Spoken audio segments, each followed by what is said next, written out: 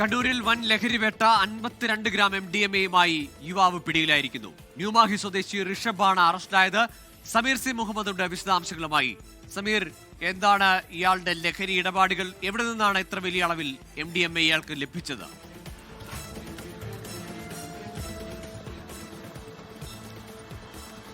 ഗോകുൽ, ബംഗളൂരുവിൽ നിന്ന് മയക്കുമരുന്ന് കൊണ്ടുവന്ന് കണ്ണൂരിലെത്തിച്ച് വിൽപ്പന നടത്തുന്ന പ്രതിയാണ് ഇപ്പോൾ പിടിയിലായിരിക്കുന്നത്.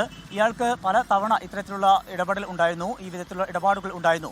പലപ്പോഴും നാട്ടിലേക്ക് എത്തിക്കാറുണ്ടെങ്കിലും പക്ഷേ പോലീസ് എത്തുമ്പോഴേക്ക് അത് വിൽപ്പന നടത്തുകയോ അല്ലെങ്കിൽ കൈമാറ്റം ചെയ്യുകയോ ചെയ്യും. അങ്ങനെ പോലീസിന് പിടികൂടാൻ കഴിഞ്ഞിരുന്നില്ല. ഇതിനിടയിലാണ് ഇന്ന് ഈ വിധത്തിൽ ഈ പ്രതി ബസ്സിൽ കടത്തിക്കൊണ്ടുവരുന്നു എന്നുള്ള വിവരം ലഭിച്ചത്. അതേ തുടർന്നാണ് ന്യൂമാഹി സ്വദേശിയായിട്ടുള്ള ഋഷഭിനെ പോലീസ് കസ്റ്റഡിയിലെടുത്തത്. മട്ടന്നൂർ പോലീസ് കസ്റ്റഡിയെടുക്കുകയും വിശദമായി പരിശോധിക്കുകയും ചെയ്തു. ആ വേളയിലാണ് 2,50,000 രൂപ വില മതിക്കുന്ന 52 ഗ്രാം MDMA കണ്ടെത്തിയിരിക്കുന്നത്. ഇയാൾക്ക് വലിയ രീതിയിലുള്ള പങ്കാളിത്തമുണ്ട്, വലിയ രീതിയിൽ ഈ വിധത്തിൽ ലഹരി മരുന്ന് കടത്തലുണ്ട് എന്നുള്ള കാര്യമാണ് പോലീസ് വ്യക്തമാക്കുന്നത്. ഒപ്പം തന്നെ ഇതിനു മുമ്പ് കടത്തിയിട്ടുണ്ട് എന്ന കാര്യം ഈ പ്രതി സമ്മതിച്ചിട്ടുമുണ്ട്. ഇയാൾക്ക് ആരൊക്കെയാണ് ഈ വിധത്തിൽ ലഹരി എത്തിച്ചു നൽകുന്നത് എന്നും ആരൊക്കെയാണ് ഇയാളുടെ ഇടപാടുകാർ എന്നത് സംബന്ധിച്ചും പോലീസ് അന്വേഷണം ആരംഭിച്ചിട്ടുണ്ട്.